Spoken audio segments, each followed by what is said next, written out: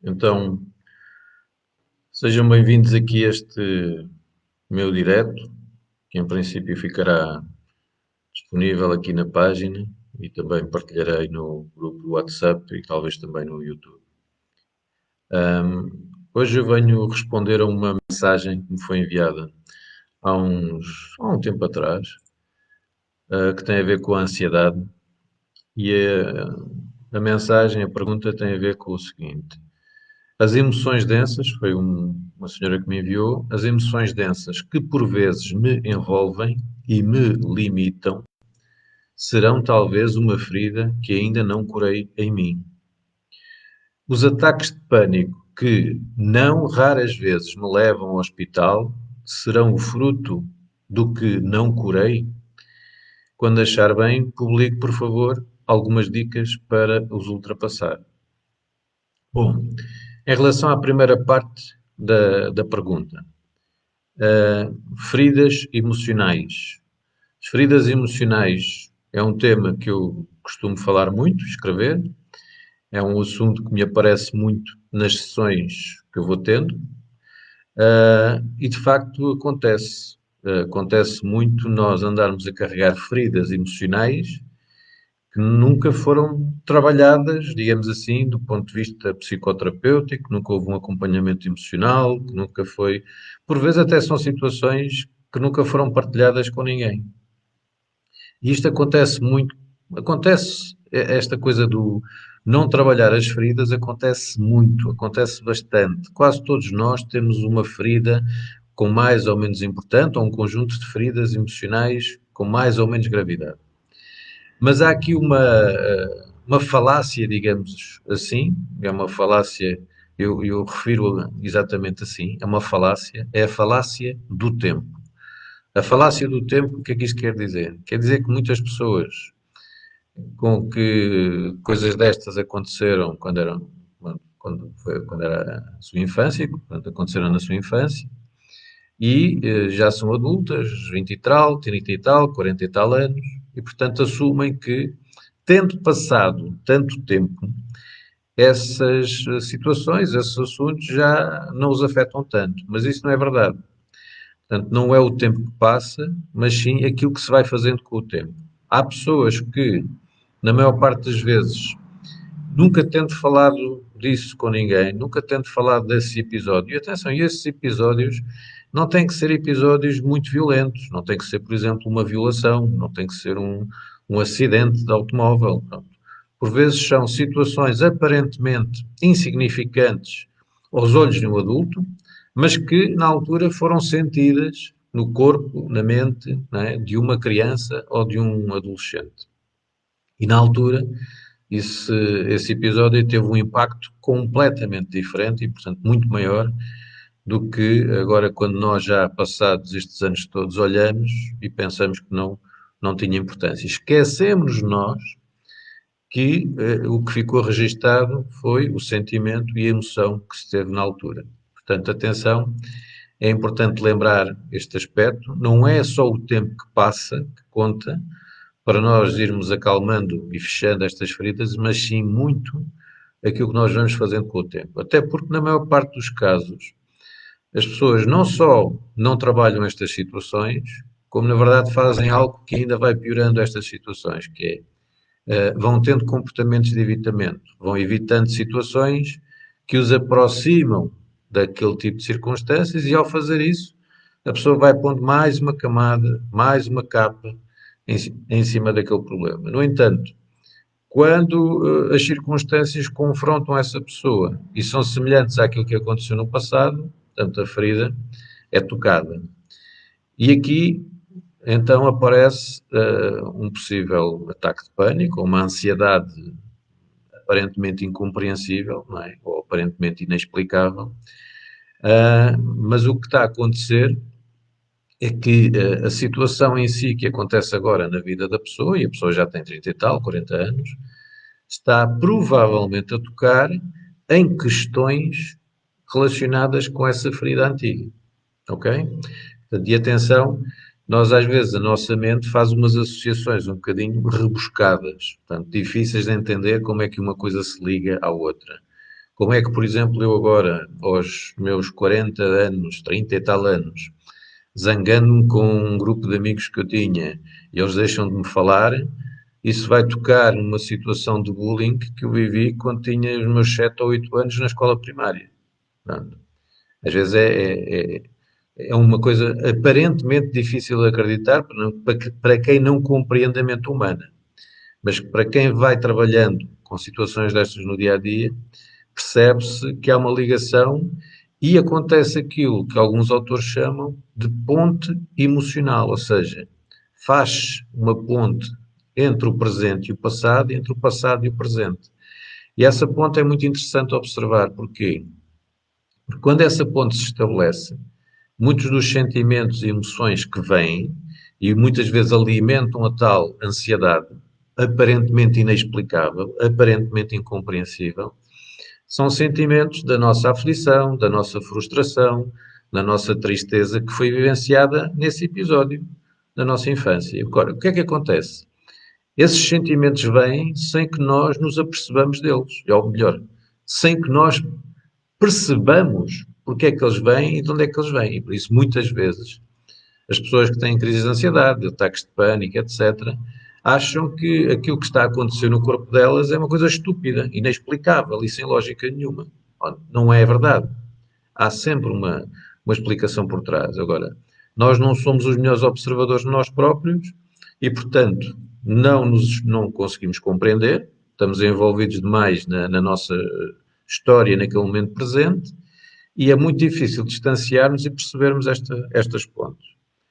Muitas vezes precisamos de facto de alguém que nos ajude a perceber, portanto, uma espécie de copiloto que nos ajude a perceber esta ligação. No meu caso, eu uso uma técnica que é hipnose, muito semelhante à meditação, mas que tem entre os seus diversos benefícios e vantagens a capacidade de ajudar a pessoa a recordar ou a sentir a perceber estas ligações. E depois tem uma vantagem que é não só a pessoa percebe a razão de ser destes sentimentos que aparecem agora na sua vida presente, mas também pode, com a nossa imaginação, portanto, este cérebro tem a capacidade de visualizar, de imaginar, de lembrar, e com essa capacidade pode eventualmente revisitar esse episódio, e isso é uma coisa que algumas pessoas, quando me ouvem falar disto, enfim, ficam assustadas, que eu vou reviver aquela situação. Não, nem pensar. Não, aqui o reviver é um reviver que se faz, mas é um reviver de uma forma protegida, portanto, já com uma capacidade da pessoa olhar com uma certa distância emocional, e por isso, muitas vezes o que se faz nas primeiras sessões nem é convidar a pessoa a ir abrir estas gavetas, mas sim, primeiro, a criar um conjunto de recursos, um estado mental, um estado físico, que ajuda a pessoa então a fazer essa viagem com uma capacidade de observador reforçada. Portanto, isso permite que ela já não seja tão facilmente absorvida naqueles sentimentos difíceis, naquelas emoções pesadas que foram vivenciadas naquela altura. Portanto, a capacidade da pessoa mexer naquela memória é expandida, é facilitada e não corre o risco, digamos assim, de ser absorvida pela memória. E, portanto, faz uma coisa, que é coloca-se alguma informação naquela memória, colocam-se outras perspectivas e outras possíveis interpretações, explica-se àquela criança a razão de ser daquela sensação, etc, etc. E quando se faz isto, a tal ponto emocional, ela dissipa-se um pouco. E então o que é que acontece? No momento presente, aquelas situações que geravam aquela ansiedade inexplicável, elas vão perdendo alguma força, porque aquela ponte emocional já não se faz para o nosso eu do passado que estava aflito, assustado, inquieto, etc. Portanto, resumindo, respondendo à pergunta, se feridas emocionais do nosso passado podem afetar, contribuir para que crises de ansiedade e ataques de pânico apareçam, eu diria que sim. Na verdade, para mim é evidente que sim. E na maior parte das vezes verifica-se que muitas dessas feridas nunca foram trabalhadas psicoterapeuticamente, ou porque as pessoas nunca foram acompanhadas para trabalhar do ponto de vista emocional. E, portanto, naquilo que eu observo de muitas pessoas com quem eu trabalho, tenho acompanhado, de facto essas feridas estão presentes, umas mais graves do que outras, e lembro, não têm que ser coisas muito traumáticas, mas algumas de facto são, e que a pessoa, algumas pessoas puseram assim um bocadinho para baixo do tapete, há outras que, pronto, se obrigaram a esquecer, mas atenção, que essa estratégia não é totalmente funcional, ok? Portanto, este é um aspecto importante no desmontar do nosso pânico, do desmontar das nossas crises de ansiedade. Pois há outro aspecto muito importante e que tem mais a ver com o presente, com o agora. E no presente, portanto, no tempo presente, no agora, há um conjunto de ferramentas que nós vamos aprendendo, vamos experimentando, vamos praticando e vamos tornando essas ferramentas nossas. São coisas que, às vezes, pela sua simplicidade, as pessoas até rejeitam porque acham que a sua ansiedade é tão forte que não é uma coisa tão simples que as vai ajudar. Por exemplo, a questão da respiração. Hum? O observar da respiração, o treinar a respiração de uma certa forma, e há várias maneiras de usar a respiração para controlar a ansiedade. Portanto, é de facto um modo poderoso de regulação da ansiedade. Agora, cada pessoa deve de aprender e praticar uma técnica que lhe faça sentido e que ela própria perceba que também vai tendo um efeito positivo em si. Às vezes há pessoas que dizem, mas eu já experimentei. Quer dizer, não há só uma forma e, portanto, vale a pena tentar, conhecer outras formas de fazer e, a determinada forma, a determinada altura, criar a sua própria forma de usar a respiração para, em grande parte, regular essa ansiedade. Depois há outros mecanismos também, e aqui a auto-hipnose ou a meditação também são uma parte importante, em que na nossa mente, em vez de deixarmos aqui um filme de aflição, de medo, de susto acontecer, nós próprios colocamos alguns conteúdos. Isto ao princípio parece uma coisa quase impossível, mas com algum treino, com alguma prática, eventualmente numa primeira fase até com a ajuda de um terapeuta, não é? Essa ferramenta é praticada e em vez de eu deixar assim o meu cérebro, a minha mente produzir um conteúdo espontâneo, sou eu próprio que vou buscar, por exemplo, uma memória positiva de um passeio na praia, a memória positiva de um desfrutar da natureza, a memória positiva de um momento em que estou com pessoas amigas, etc, etc. Portanto, eu próprio posso treinar a minha mente para ir buscar conteúdos que me trazem alguma calma, que me trazem alguma sensação de proteção, etc. É claro que isto depois tem que ser adaptado às características sensoriais de cada um, porque há pessoas que não veem nada, portanto não visualizam, mas sentem, portanto cada um consegue criar estes conteúdos à sua maneira e treinar a sua mente para os ir buscar. Portanto, técnicas que usam respiração, técnicas que usam imaginação ativa. E depois também, uma coisa que é muito importante, e aqui para terminar, é aquilo que nós andávamos a evitar, os tais comportamentos de evitamento, que nos levaram sem querer a que, enfim, algumas dessas aflições do nosso passado, hoje em dia, ganhassem uma dimensão quase incontrolável, difícil de trabalhar.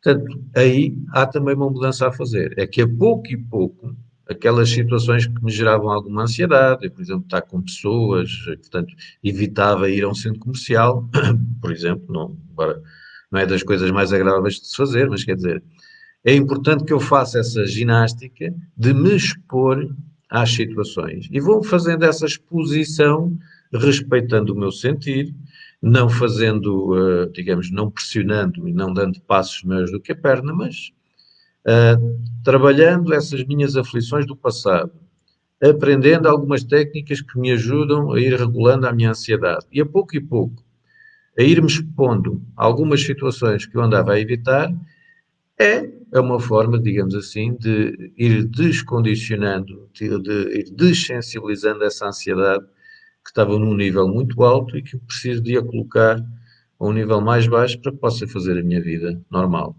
Ok? Pronto, de uma forma muito sucinta, respondendo a esta pergunta desta minha amiga, desta pessoa que me acompanha no Facebook, e porque eu acho que de facto há outras pessoas com questões idênticas, espero ter ajudado, enfim, a clarificar este assunto. Se quiserem, deixem algum comentário e, eventualmente, tal como fiz agora com este, procurarei abordá-lo num futuro direto ou num texto em relação a esse assunto. Está bem? Tudo bom, ou melhor ainda, calma, esperança, coragem e, como diz a minha amiga Alexandra, que me ajudou a traduzir a coisa, luz, paz e amor, é o dedo no coração, amor no coração. Luz, paz e amor no coração, fiquem bem ou melhor ainda, grato, grato, grato.